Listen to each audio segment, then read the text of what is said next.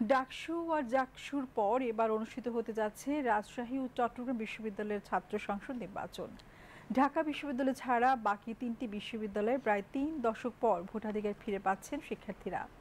দীর্ঘদিন পর ক্যাম্পাসে গণতন্ত্রের চর্চা বয়ে আনছে এক বড় পরিবর্তনের বার্তা।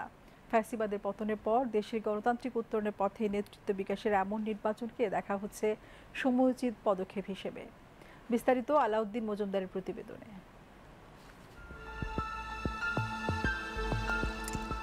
বাংলাদেশের রাজনীতিতে ছাত্র আন্দোলন বরাবরই ছিল একটি নির্ধারক শক্তি।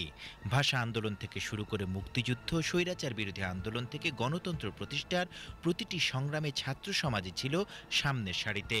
এই ঐতিহাসিক প্রেক্ষাপটেই ছাত্র সংসদ নির্বাচন শুধুমাত্র একটি ক্যাম্পাস কেন্দ্রিক আন্দোলন নয়, বরং জাতীয় রাজনীতির ভবিষ্যৎ দিক নির্দেশনার সঙ্গে তা গভীরভাবে জড়িত। বলা চলে ছাত্র সংসদ এক ধরনের রাজনৈতিক গবেষণাগার, যেখানে নতুন নেতৃত্ব গড়ে উঠতে পরীক্ষা নিরীক্ষার সুযোগ পায়। এই ছাত্র রাজনীতি থেকে উঠে আসা বহু নেতার জাতীয় রাজনীতিতে সুদৃঢ় অবস্থান তাদের জনপ্রিয়তা ও নেতৃত্বের গ্রহণযোগ্যতার জ্বলন্ত প্রমাণ। জাতীয় রাজনীতিটা অনেক সময় ছাত্রদের রাজনীতির উপর প্রভাব রাখা হয়, যার কারণে নিয়মিত সময় আমরা ডাকসু নির্বাচন বা জাকসু বা যেগুলো ছাত্র সংসদ নির্বাচন এগুলো ব্যাহত হয় জাতীয় রাজনীতির স্বার্থেই।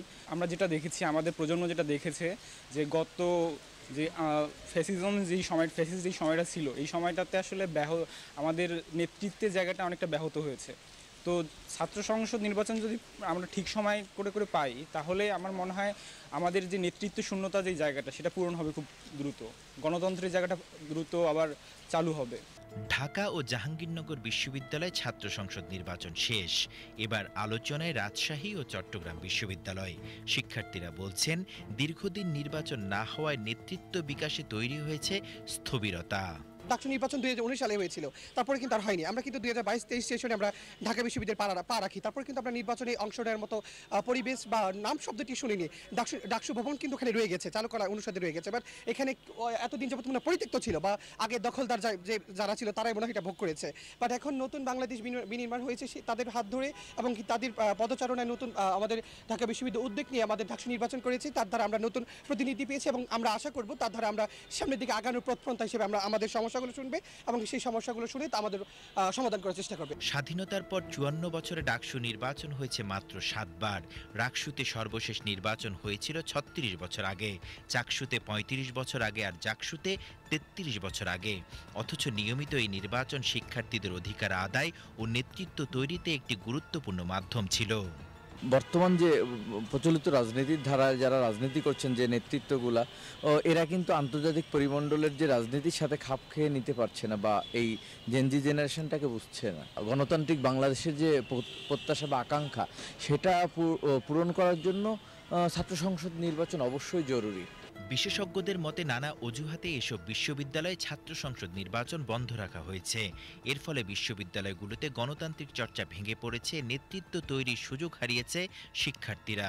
এই শূন্যতার সুযোগ নিয়েছে সরকার দলীয় ছাত্র সংগঠনগুলো। এখান থেকে প্রতিনিধি নির্বাচিত হবে, এরাই ধীরে ধীরে দেশে একসময় জাতীয় রাজনীতিতে যাবে, দেশকে পরিচালনা করবে, বিভিন্ন সেক্টরে তারা পরিচালনা করবে।